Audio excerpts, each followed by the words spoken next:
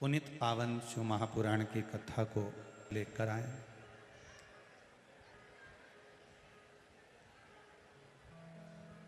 शिव पुराण श्रद्धा, भक्ति और विश्वास, इन तीनों से भरी पड़ी है।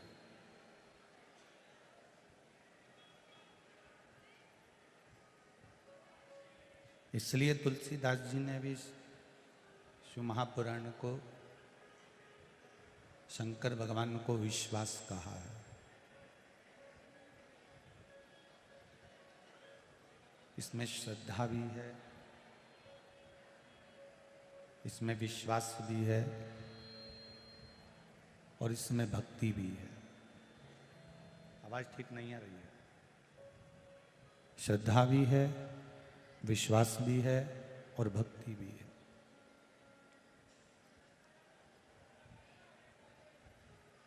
जब विश्वास जागृत होता है और विश्वास जब प्रबल होता है और विश्वास जागता कब है? जब हम श्रद्धा में सराबर हो जाते हैं, श्रद्धा में डूब जाते हैं।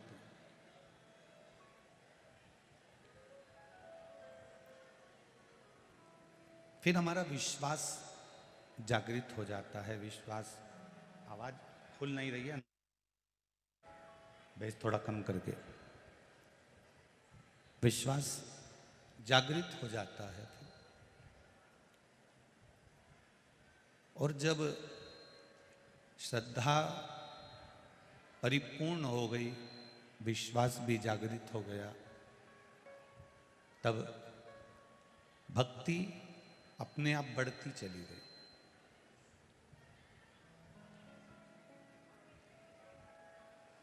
ऐसे ही विश्वास, ऐसे ही भरोसा,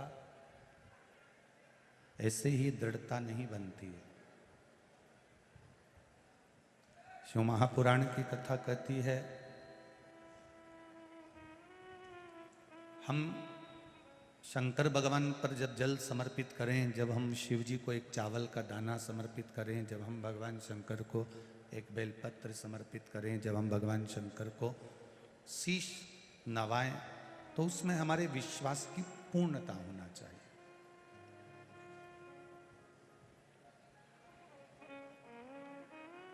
तारेगा भी यही, मारेगा भी यही।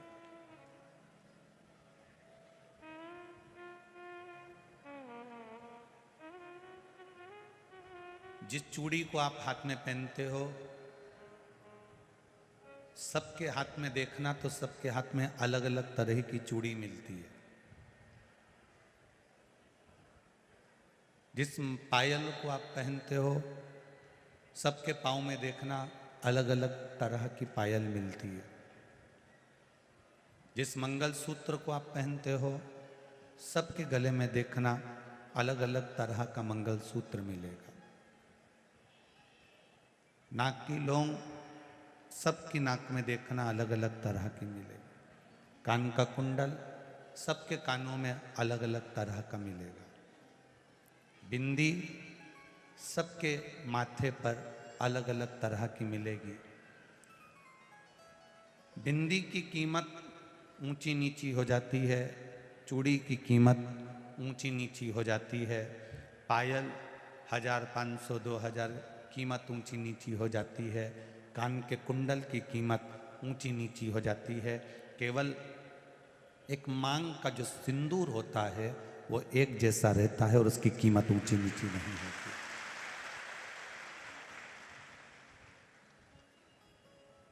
और इन सभी श्रृंगार में, इन सभी चीजों में, इन सभी चीजों में भले मांग के सिंदूर की कीमत बाजार में आप 50 रुपए का, 25 रुपए का, 20 रुपए का, 10 रुपए का लेकर आ जाओगे, पर उसकी कीमत सब जगह एक जैसी है। एक पूरे श्रृंगार में, पूरी श्रृंगार की वस्तुओं में सिंदूर एक जैसा होता है, उसी तरह उसकी कीमत बाजार में भले डब्बी में 10 रुपये 5 रुपये होगी, पर मांग में आने के बाद उस सिंदूर की कीमत बहुत बढ़ जाती है। उसी तरह तुम्हारे परिंदे में, तुम्हारे हंडे में, तुम्हारे कुएं में, तुम्हारी बावड़ी में, तुम्हारे तालाब में, तुम्हारे यहाँ जल कितना भी भरा पड़ा हो, पर एक लोटा जल जब महादेव के ऊपर चढ़ता है तो उसकी कीमत अपने आप बढ़ती चली जाती है।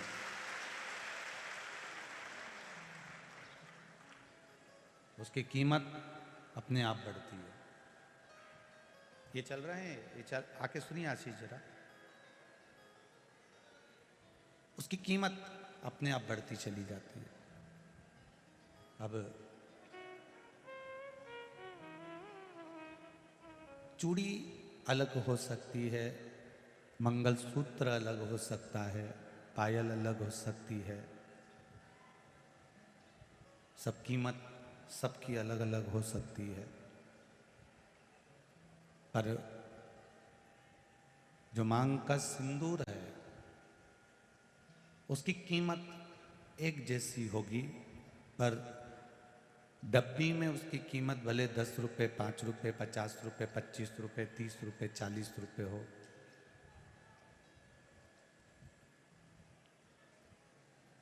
भले हो सकता है, पर मांग में आने के बाद उसकी कीमत प्रबल हो जाती है, बढ़ जाती है। ये संसार का मनुष्य कहीं पर भी जाकर बैठे, इसकी क्या कीमत है ये नहीं मालूम, पर जब ये शिव महापुराण के अंदर जाकर बैठ जाता है तो ये भी कीमती हो जाता है, क्योंकि महादेव का हो जाता है। इसकी भी कीमत बड़ी प्रबल हो जाती है।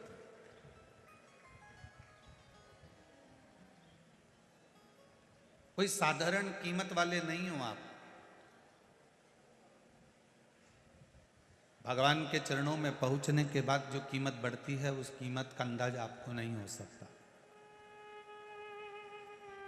कांटे में रहने वाली शमी की पत्ती, कांटे में रहने वाला शमी का फूल, जहर में सराबोर रहने वाला मंदार आंकड़ा,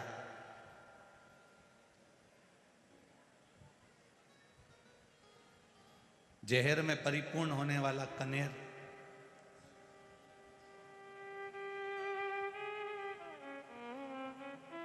ये सब सस्ते हैं, इनकी कोई कीमत नहीं है।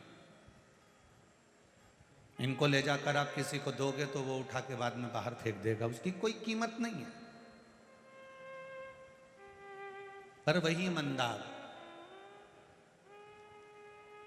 वही कनेर, वही शमी का पत्ता जब देवादिदेव महादेव को समर्पित हो जाता है, शंकर भगवान को चढ़ जाता है, तो वो कनेर, वो शमी का पत्ता, वो मंदार कीमत वाला हो जाता है, क्योंकि शिव का स्पर्श उसको हो गया।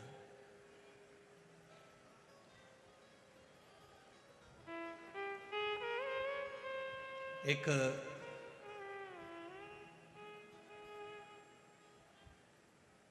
भंवरे की दोस्ती गोबर के कीड़े से हो जाती है। भंवरा उड़ते उड़ते गोबर के पास में आता है और गोबर के पास में जो कीड़ा है उससे उसकी दोस्ती हो जाती है। गोबर के कीड़े ने भंवरे से पूछा कि तुम कहाँ रहते हो? भंवरा कहता है मैं ताजे ताजे फूल पर रहता हूँ, उनका रस पीता हूँ और उनका रस ग्रहण करता हूँ।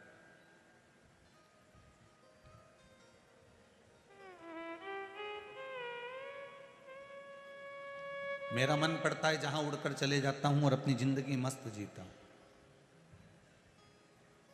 गोबर का कीड़ा कहता है बड़े किस्मत वाले हो जो तुम उड़कर जहां तहां मर्जी पड़ती है वहां चले जाते हो और पुष्प पर बैठकर उसका रस ग्रहण करते रहते हो।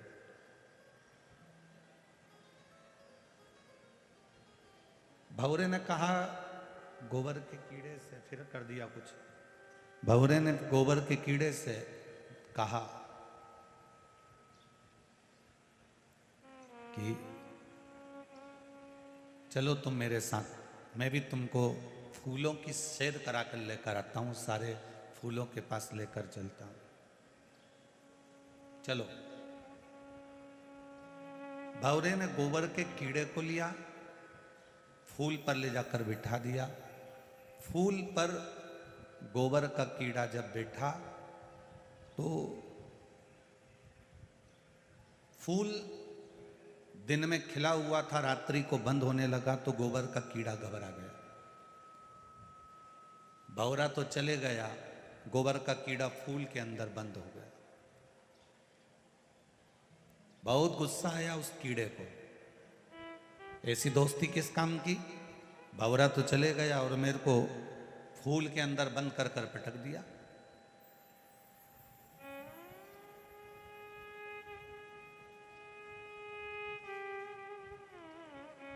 सवेरे माली आया, फूल तोड़ लिया, फूल बंद था। माली को लगा कि लेकर जाऊंगा, भगवान के पास में पहुंचेगा, जब तक खिल जाएगा।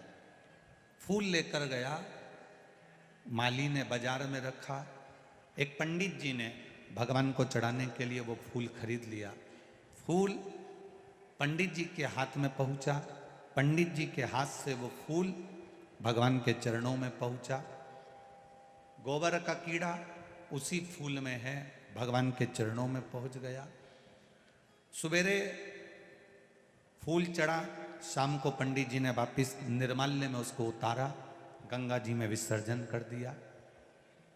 भंवरा उड़ते उड़ते गंगा जी के घाट पर आया, फूल के अंदर बैठे उस कीड़े से पूछा, कीड़े तू कैसा है? कीड़े ने कहा, भंवरे तेर से दोस्ती कर कर आज मेरी जिंदगी धन्य हो गई। गोबर का कीड़ा भगवान के चरणों से गंगा के जल तक पहुंच गया। एक गोबर का कीड़ा भगवान के चरण में गया और भगवान के चरणों से निकलकर गंगा के जल तक आ गया। अच्छी जगह पर अगर हम बैठते हैं, अच्छी जगह हम पहुंचते हैं, अच्छी संगत हमारी रहती है, अच्छे विचार हमारे रहते हैं, हम अच्छे लोगों के साथ में, अच्छे से मतलब क्या? करोड़पति के साथ। अच्छे का मतलब क्या? किसी के पास ज्यादा धन है उसके साथ। अच्छे का मतलब क्या? जिसकी प्रॉपर्टी ज्यादा है उसके साथ। अच्छे का मतलब क्या? जिसके पास गाड़ी बंगला है उसके साथ। नहीं, शिव पुराण की भाषा में अच्छे का मतलब है जो सत्संग में लगा हुआ है, भजन में लगा है और आपको भी भगवान के भजन में जोड़ रहा है, वो अच्छा।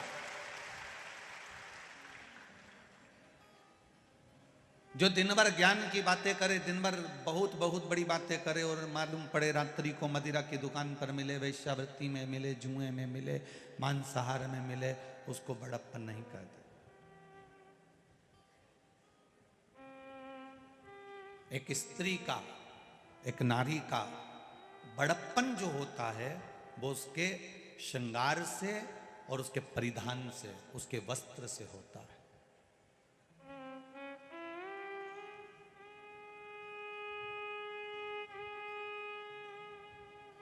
उसका परिधान, उसका वस्त्र।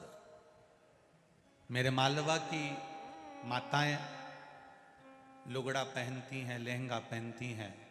मेरे राजस्थान मारवाड़ की राजपुताना होन अपने तन पर जो परिधान, जो वस्त्र धारण करती है, वो भी एक तलवार का काम करती है, कोई साधारण नहीं है। नारी के तन पर रहने वाला वस्त्र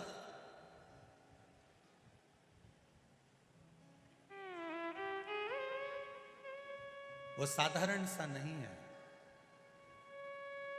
मेरे मालवा की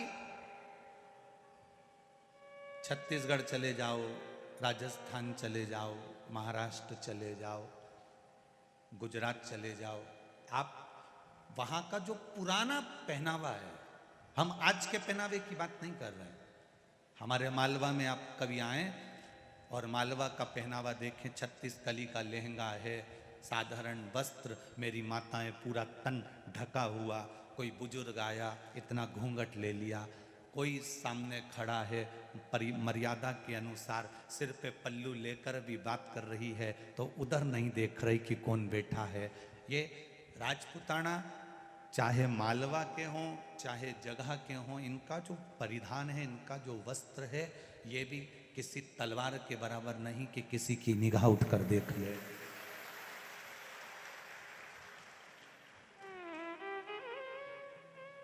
एक मर्यादा का वस्त्र।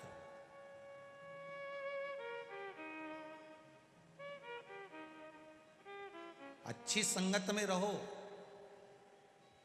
जितनी अच्छी संगत में रह सकते हो, जितने अच्छे लोगों के साथ रह सकते हो। अच्छे लोगों से मतलब धन प्रॉपर्टी या जायदाद वाले नहीं, अच्छे लोगों से मतलब है जिनके भीतर थोड़ा निर्मलता का भाव हो, जिसमें थोड़ी सहजता का भाव हो।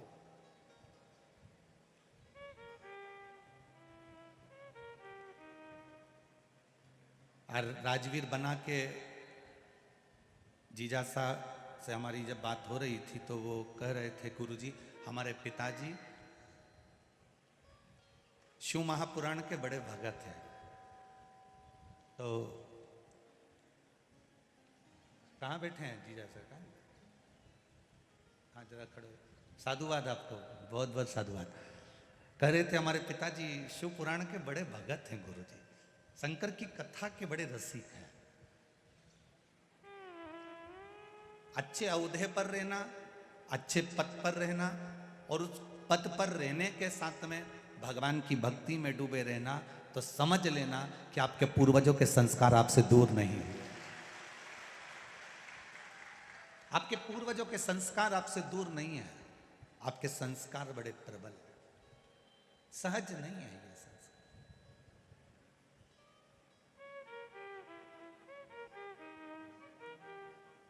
एक गोबर का कीड़ा भी अच्छे भौरे का साथ पकड़कर भगवान के चरण तक चले जाता है और चरण से गंगा जल तक चले जाता है। तो हमारा विश्वास कहता है, अगर आप अपने अपने घर से निकलकर लाखों की संख्या में इस शिव महापुराण की कथा में पहुंचे हो, तो तुम्हारा पहुंचना सरल नहीं है।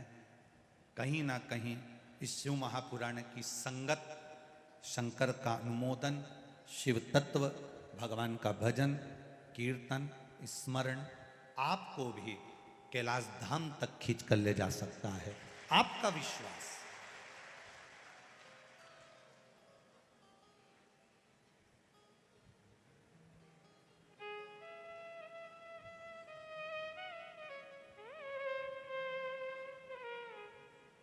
कितना ये आदरणीय ठाकुर साहब शरद सिसोदिया जी को धन्यवाद दूंगा।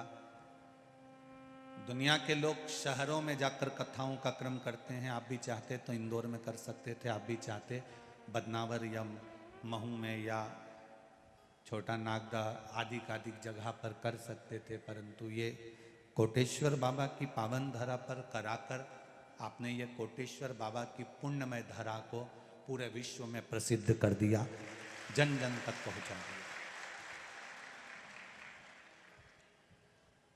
इस प्राचीन मंदिर को केवल यहीं के लोग जाना करते थे, यहीं के लोग पहचाना करते थे, परंतु अब इस कोटेश्वर धाम को, जहां गंगा जी निरंतर 24 घंटे शंकर भगवान पर गिर रही है, ऐसे कोटेश्वर धाम का दर्शन संपूर्ण विश्व के लोगों को करा दिया।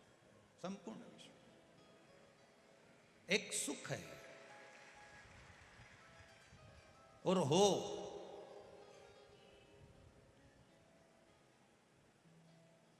नए नए मंदिरों की जगह पुरातन जितने मंदिर हैं उनका जीर्णोद्धार होना चाहिए।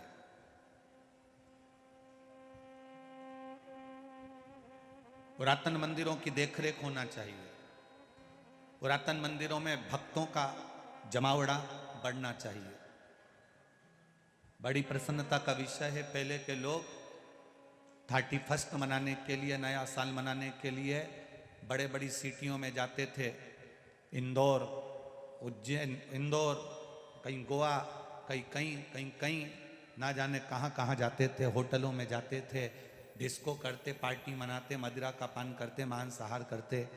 पर अब पूरे भारत की रौनक देखिएगा, 31 का दिन आता है और भारत के जितने प्राचीन प्राचीन मंदिर हैं, चाहे ओमकारेश्वर हो, महाकालेश्वर हो, काशी हो, सीहोर का कुबेरेश्वर धाम हो, चाहे कोटेश्वर धाम हो, चाहे बैद्यनाथ धाम हो, जितने प्रसिद्ध मंदिर हैं, वृंदावन हो, गोकुल हो, अयोध्या हो, इन मंदिरों में 31 के दिन अपने आप भीड़ बढ़ जाती है। अर्थात लोग कहते हैं शिव पुराण ने दिया क्या है?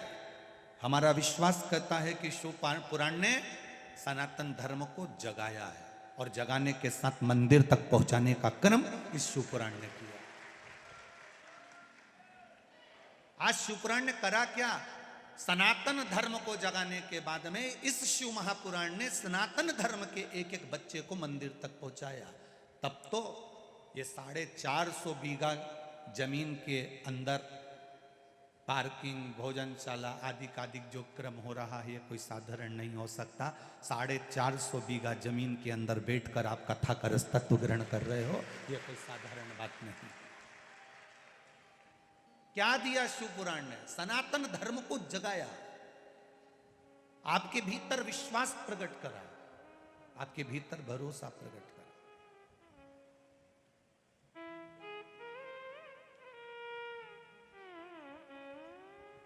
एक नारी जब कहीं जाती है तो कहती है मैं अकेली कैसे जाऊंगी, पर शिव पुराण कहती है कि शंकर भगवान का आधा स्वरूप प्रत्येक नारी के साथ रहता है। शिव भी तुम्हारे भीतर है और शक्ति भी तुम्हारे भीतर।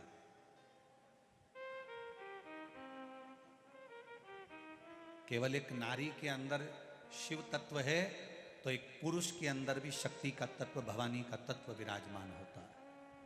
हमारा शंकर पार्वती, हमारे शिव और मां गोरा, संसार में जन्म लेने वाले मनुष्य जब मां के गर्भ में बच्चा आता है, माता के गर्भ में जब बच्चा पहुंचता है, बस बच्चा गर्भ में आया और जवाबदारी किसी की नहीं होती, जवाबदारी महादेव की बढ़ जाती है। जन्म से लेकर मृत्यु तक की जवाबदारी महादेव की हो जाती है।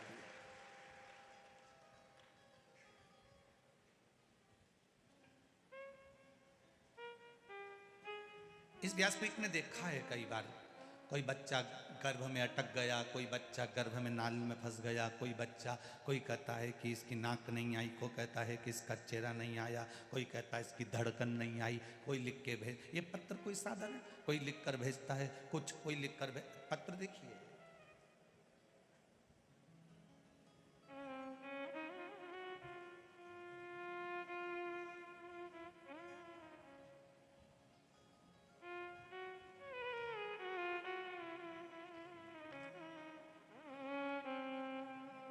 राजकुमार जी शर्मा, बड़ी चौपाटी, बदनावर, मोबाइल नंबर इनका ये लिखा हुआ है।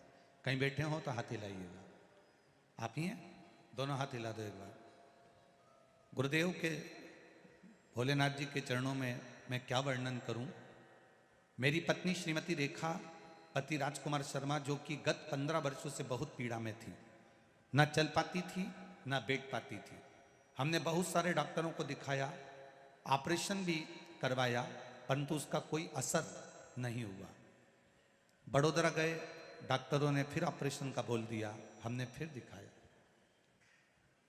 मेरी पत्नी ने मुझे बोला, एक बार सीहोर कुबेरेश्वर धाम का सुना है टीवी पर, चलते हैं वहां जाकर प्रार्थना करते हैं। मैंने कहा ना तो तू चल सकती है, ना बैठ सकती है, ना जा सकती, ना आ सकती, 2 कदम तेरे निकलते नहीं, कैसे जाएगी? चलते तो हैं। गाड़ी में पटक लेकर गए, बाबा को प्रणाम करा, कंकर शंकर को पूछ कर उसी को लेकर आ गए और एक रुद्राक्ष वहां से लेकर आ गए। गुरुदेव आप कहते हो 3 महीने में बाबा पूर्ण करता है, बाबा ने 2 महीने में पूर्ण कर मेरी पत्नी को चलाने के लायक कर दिया और ठीक कर दिया। आप ही हैं? दोनों हाथ हिला दो एक बार। श्री शिवाय।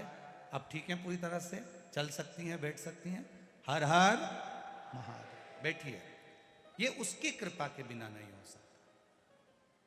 आप करें, आपने जो भजन किया है, आपने जो स्मरण किया है, आपने जो संकीर्तन करा है और विश्वास के बल पर करा है, तो वो मिला, उसमें कोई त्रुटि नहीं।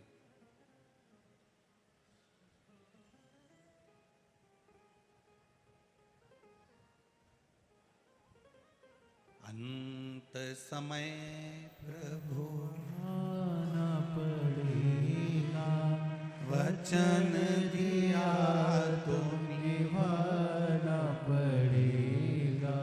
आए ना आए प्रभु कुटुंब कबीला, अंत समय प्रभु आना पड़ेगा। वचन दिया तो निभाना पड़ेगा। एक भगवान से प्रार्थना, एक भगवान से निवेदन प्रतिदिन करो, प्रतिदिन।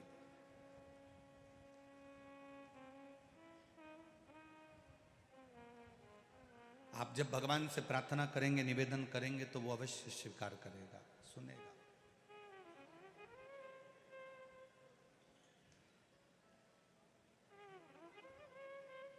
स्त्री कहती है मैं अकेली हूं, पुरुष कहता है मैं अकेला हूं।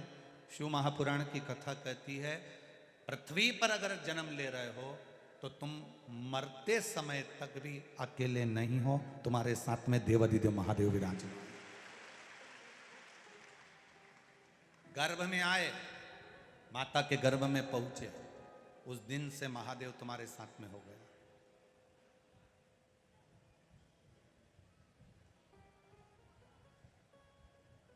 कोई तुमसे कहे तुम्हारे साथ में कौन है, तो तुम कह सकते हो मेरे साथ में महादेव है।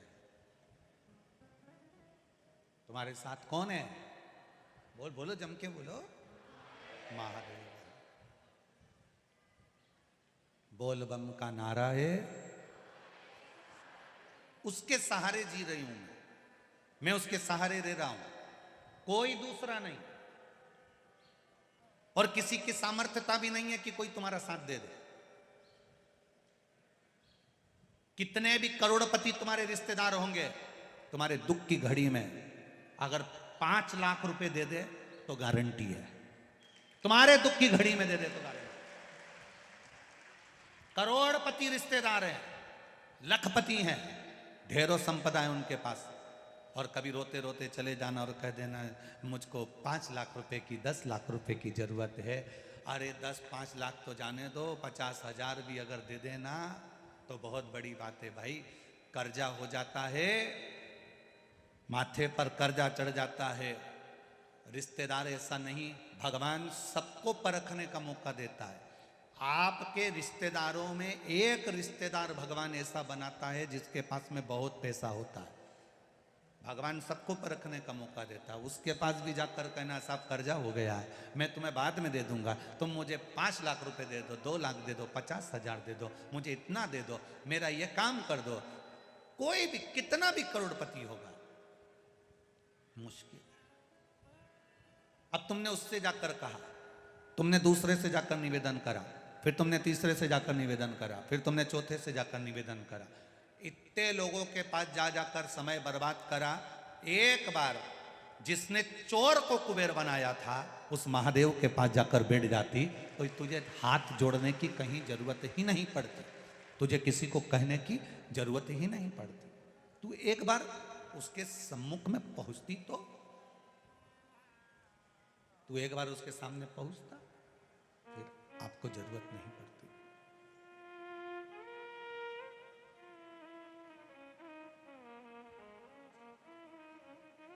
अपने बच्चों को भी सिखा दो कि कोई तुम्हारा साथ देगा कि नहीं देगा ये पता नहीं है, पर इतना विश्वास रखना कि वो कैलाश पर रहने वाला देवाधिदेव महादेव तुम्हारा साथ जरूर देगा। कोई देगा नहीं देगा उसका हमको विश्वास नहीं।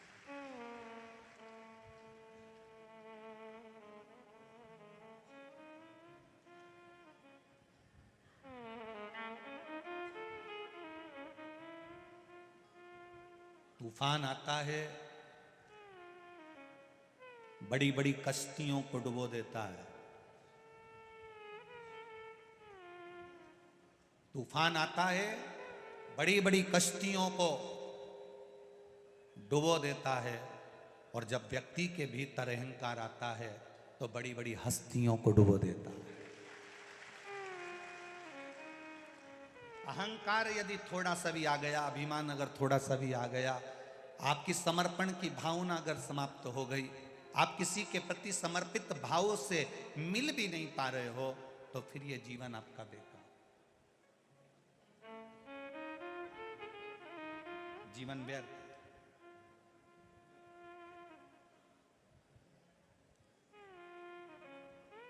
जाओ उसके द्वार तक, उसके दरवाजे तक, और अपने हृदय की बात, अपने दिल की बात, अपने चित्त की बात उससे कहने का प्रयास करिए। जब हम उससे अपने दिल की बात कहेंगे तो वो सुनेगा। अब कई लोग कहते हैं क्या भगवान